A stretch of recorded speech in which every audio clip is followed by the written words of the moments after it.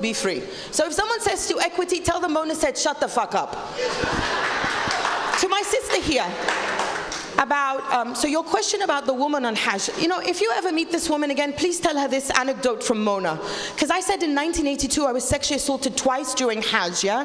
One time, it was when I was performing tawaf, which is when you circulate around the Kaaba, yeah? And it was a pilgrim behind me, or he appeared to be a pilgrim, who basically had his hand on my ass the entire time. And it was so crowded and I couldn't do anything about it. The second time, this is the story for this woman you interviewed, because she says women shouldn't get too close to the Kaaba, right? There, you know the black stone on the Kaaba? As part of the rituals, we're supposed to embrace the black stone. So there is a Saudi policeman who stands next to the black stone, and he allows men to take their turn, and then he says, men, go to one side. Now it's the women and girls. So we are now under the protection of the Saudi police, yeah? So the women and girls stand in line. As I'm embracing the black stone, the Saudi policeman groped my breast. Where do I go? Who do I complain to when the fucking police, next to the Kaaba, as I'm embracing the black stone, at the holiest site of my religion, is sexually assaulting me? Where do I go? So this sister is saying the sisters should not get too close to the Kaaba. I had a policeman who made the men go to one side, so basically he could grope my breast at will. This pernicious victim blaming is the same victim blaming that when I went to the hospital in Egypt after I was released, after I was assaulted in November of 2011, and I had 2 broken arms and I was sexually assaulted. The nurse in the ER, when I explained to her what happened, the nurse, she said to me, she asked me, how could you let them do that to you? I said to her, first of all, I was surrounded by 4 policemen. Second of all, their nightsticks were really big. Third of all, they broke both my arms, and I fought. But there's only so much one woman can do with 2 broken arms, as she's surrounded by 4 policemen whose hands are everywhere, in between my legs, in my jeans, and on my breasts. There's only so much I can do. I'm a warrior, but when they send 4 of them against me, there's only so much I can do. So tell this sister that she's a fucking foot soldier of the patriarchy, and Mona said so. So we'll take one more. The being same sex. Thank you for your wisdom, sister.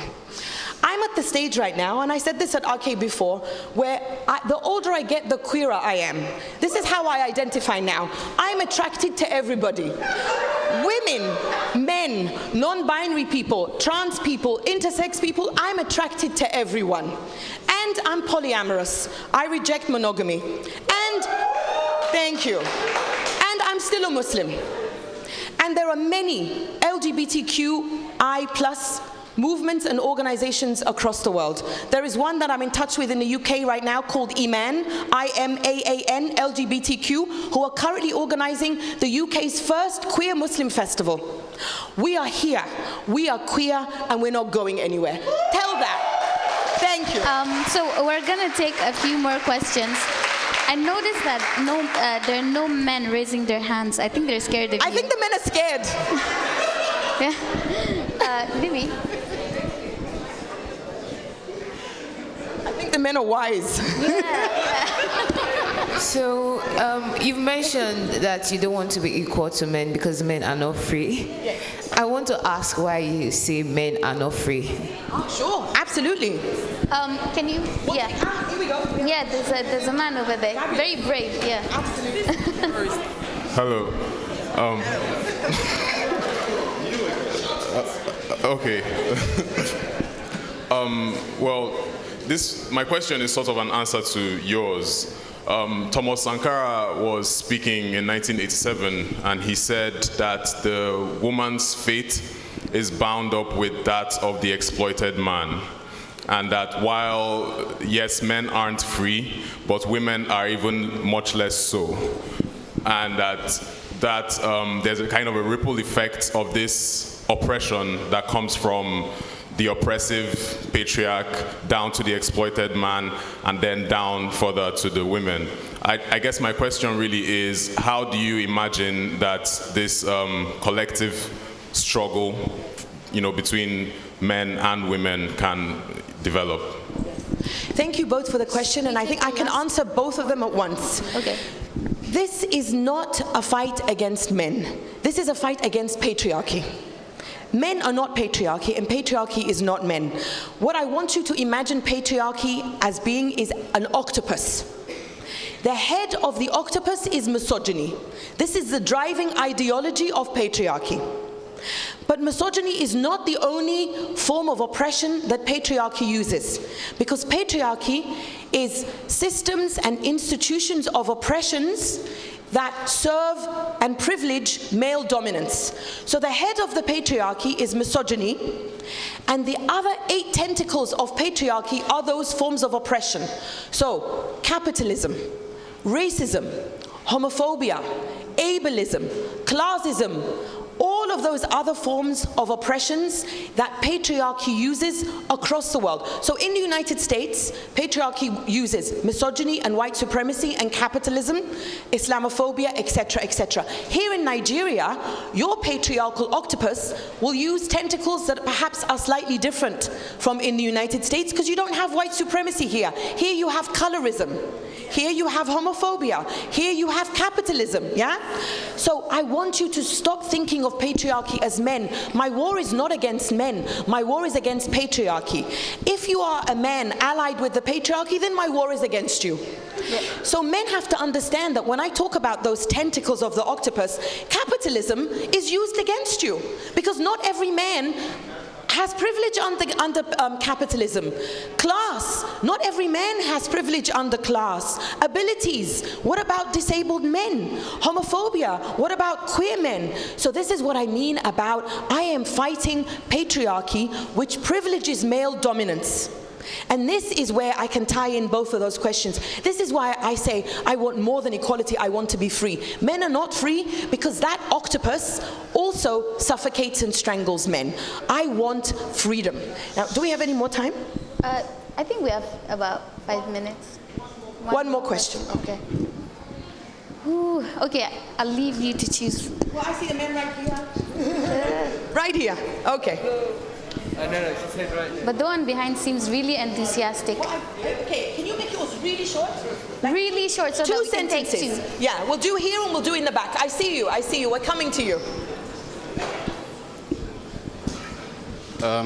Thank you, Mona, for a very refreshing talk. I've never heard so many fucks said in a speech before.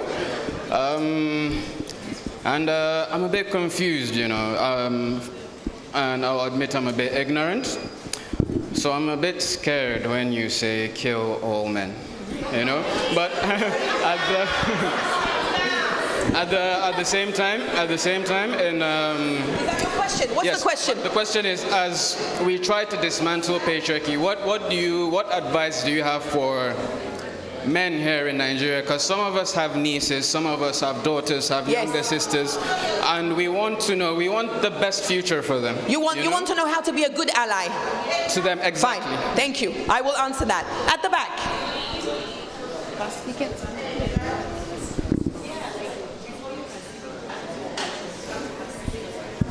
Salam Muna. I just have a very simple question. I know we both love Kulthum. I want to know if music plays a role in your writing. Absolutely. Thank you, Suleiman. Okay, to my brother at the front, when you say you're scared because I want to kill men, women, girls, and queer people are scared every day. Every single day.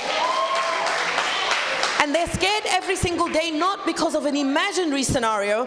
I want you to understand that when we leave our home, we enter into war. Public space is a war zone, and that war happens on our bodies. On anybody that is bodies, this festival is called Black Bodies, Grey Matter, yeah? Anybody that does not, body is B-O-D-Y, that does not conform to cis-het standards. Across the spectrum, a trans woman who can't pass for what patriarchy demands. The average life expectancy of black trans women in the United States is 35. Imagine knowing that you will only live until you're 35 years old. We are scared every single day. So the best way to be an ally is not to ask me why I'm imagining a scenario of violence, the best way to be an ally is to ask your fellow men why they actually commit violence every day. Thank you. To Suleiman, I love Kulthum. You know that I love Kulthum. For those who don't know, was an Egyptian singer who we considered in Egypt the fourth pyramid. And one of these days I will write a book about her. And she's also been claimed, interestingly enough, as a queer icon. Because there are, some people say that she was a lesbian. Some people say she was bisexual. As a queer Egyptian feminist, I will take all of her identities and claim them for me. Music is really important to me because I write in my pajamas as I'm listening to music. So during the day, I listen to really, really easy, simple pop like Ariana Grande and all of this. I'm so into you, I can hardly breathe. So that's during the day. And then at nighttime, I listen to Billie Holiday and Nina Simone and Kulthum. Woo! And so, I'm going to stand up now because Emanuela yesterday said she likes standing up. So do I. All right. Fakriya, thank you, my sister. Now, I want to thank everybody here, and I want to leave you with something to remember. Please, everyone stand up. On the count of 3, you know what I'm going to ask you. Yes. 1, 2, 3. Fuck the patriarchy! Woo!